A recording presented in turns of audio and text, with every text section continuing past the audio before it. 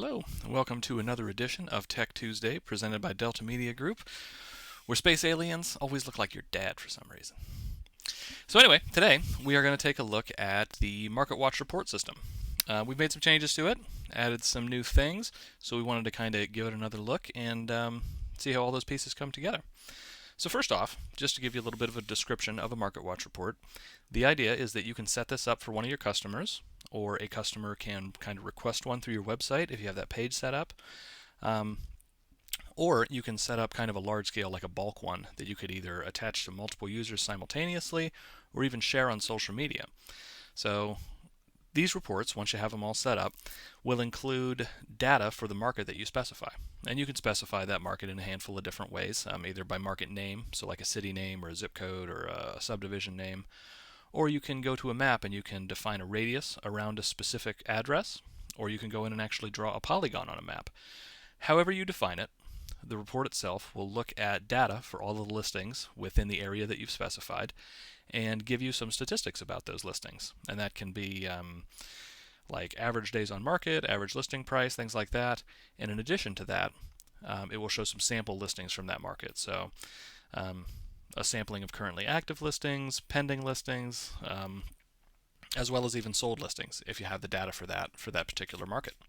So that's what a Market Watch report does or is. So to set one up, first we'll go ahead and take a look at the customer side of things. So what I'll do is I'm just going to go to my Customer Center, so I can either expand this menu here, CRM, and click on Customer Center. In DeltaNET 6, I can also click on CRM, and you may have a tile here that allows you to select a specific customer. So you could just say Manage Customer and then put their name in, and that'll take you to that customer's profile page.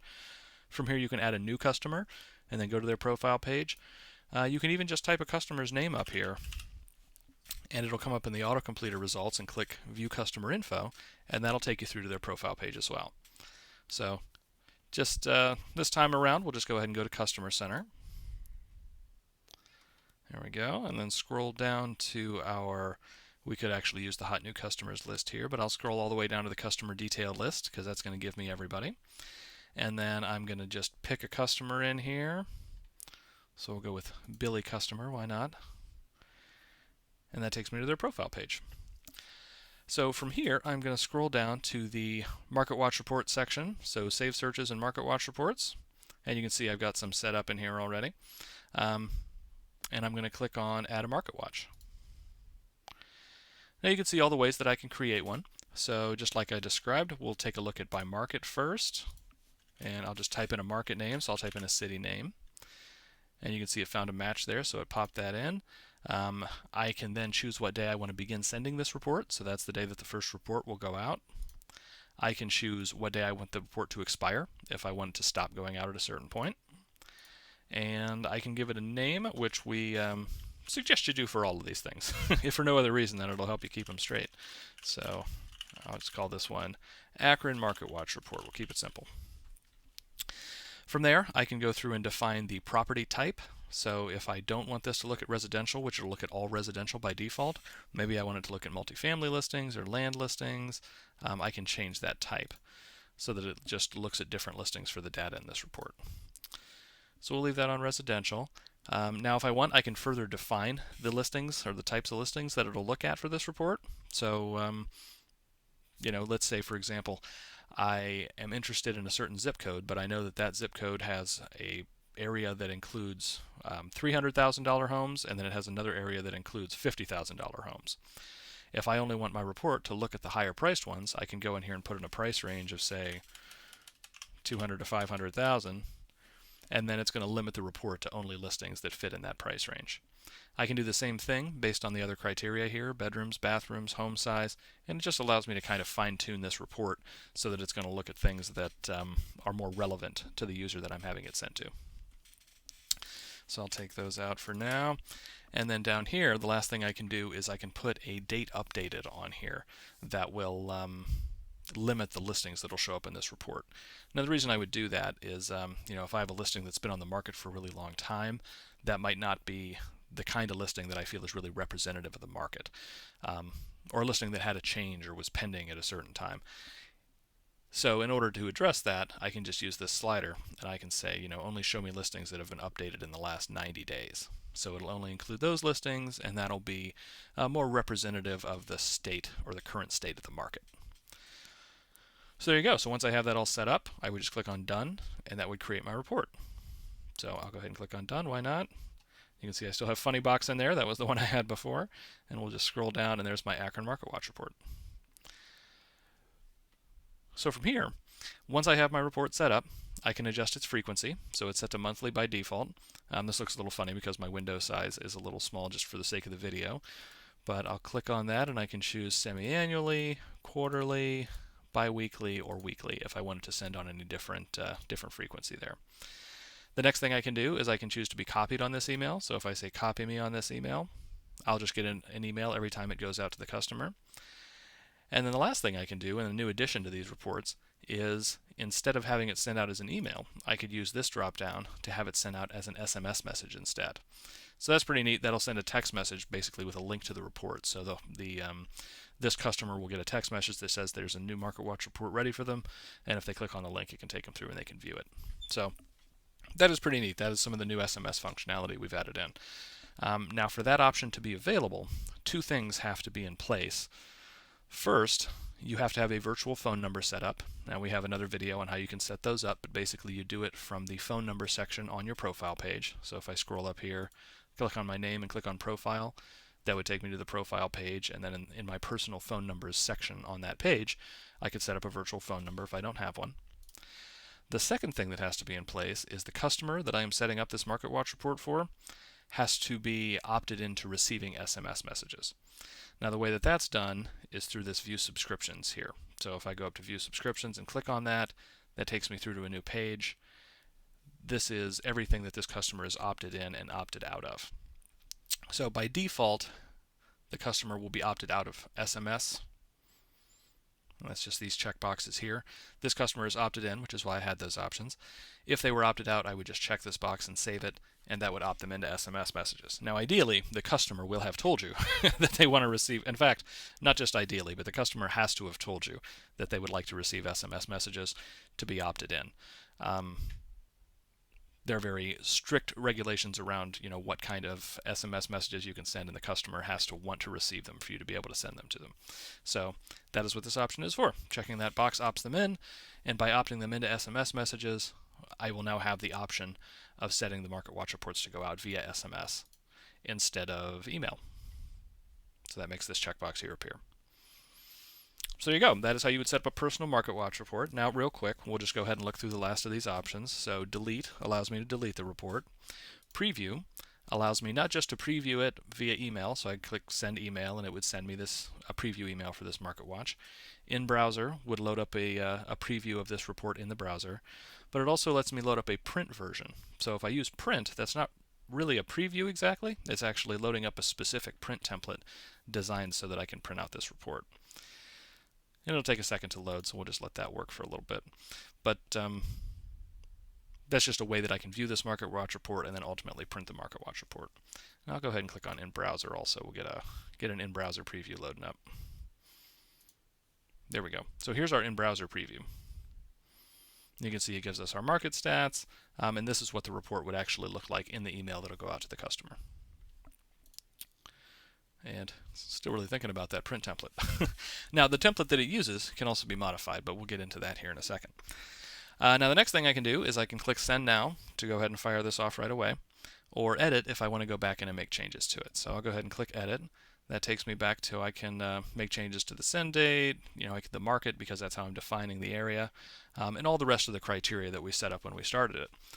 But additionally, I can go to Change Type, and I can define it define the area by some of those different options there.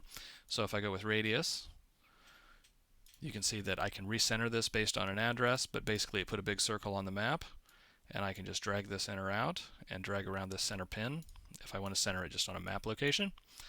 Or I can type in an address here and hit locate, and that'll put the center on that address, and then I can adjust the radius accordingly. So that would be one way to do it. Now the next thing I can do, and I'll just go to Add again so we can kind of look through them. The next one I can do is by area. So this one allows me to draw a polygon. And just everywhere I click puts a pin down, and then when I connect them, that's my area defined. The next way I can do it is by boundary. So these are kind of our public record boundaries. So I can select a boundary type. Let's say I want to do one on school district, for example. So now it's going to pull all the school districts that'll show up on this map based on the public records we have. Say I want to do Perry. So I'll click on that, and it draws out my school district boundary for me. So there you go. That defines my boundary. Additionally, you can look through all the options here. You can do attendance zones for schools, which is pretty neat. You can do whole counties, subdivisions, zip codes, metropolitan areas, places, regions, districts, and neighborhoods. These last three are actually custom created boundaries that are built through this system, but the rest of these are actually coming from public record. One thing I will point out here is you'll note that if I want to define the market by name, I can do a zip code there also. But what that's doing is looking at the MLS data on each listing, seeing the zip code attached to that listing, and knowing that it should include it in the data set for this report.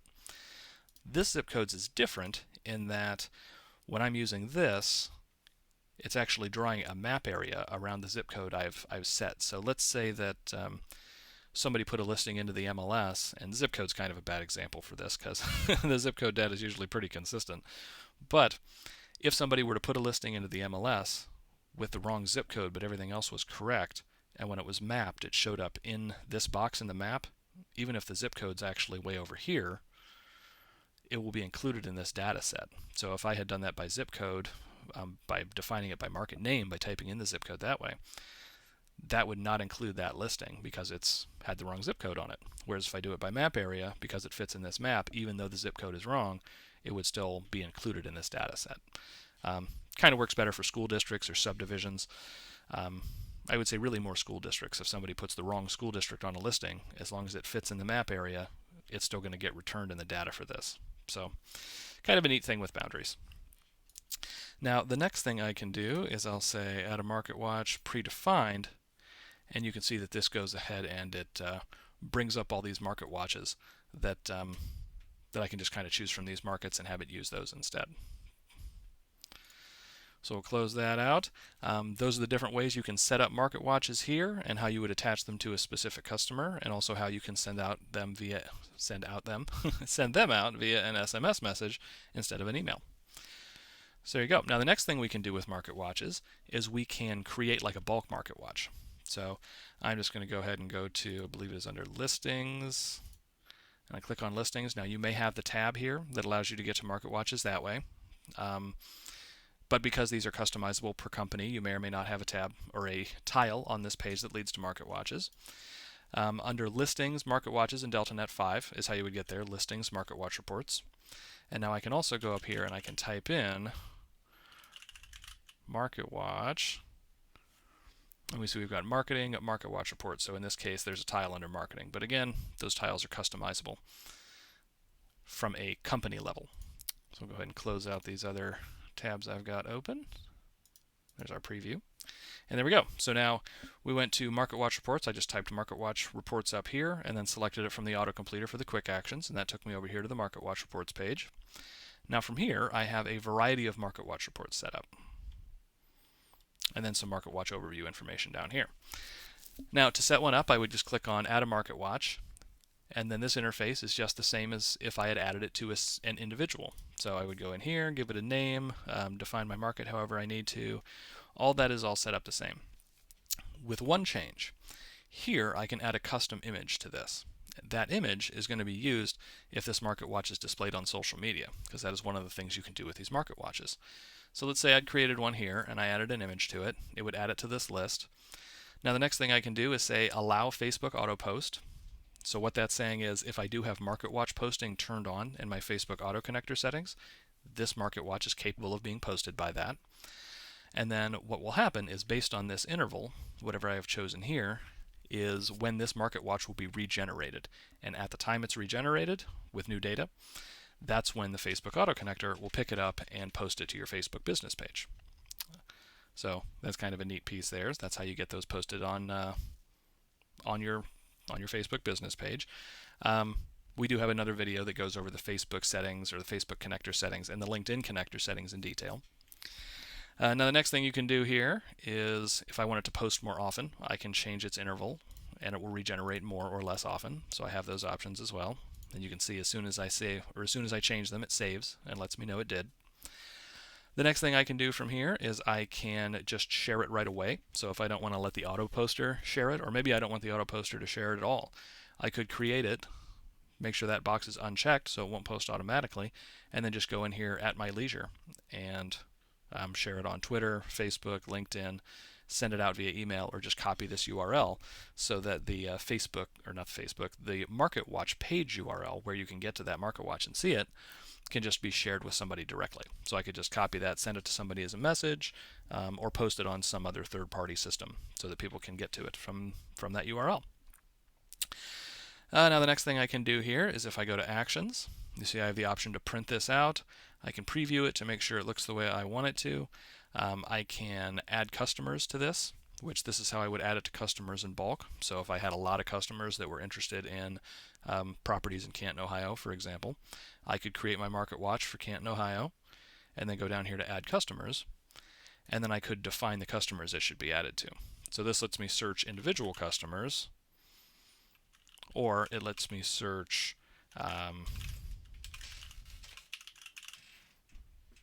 there we go. Lets me search customer groups as well. So I would just type in my customer group name, autocompleter comes up and I can select a group, or I can put in an individual customer name and select those customers.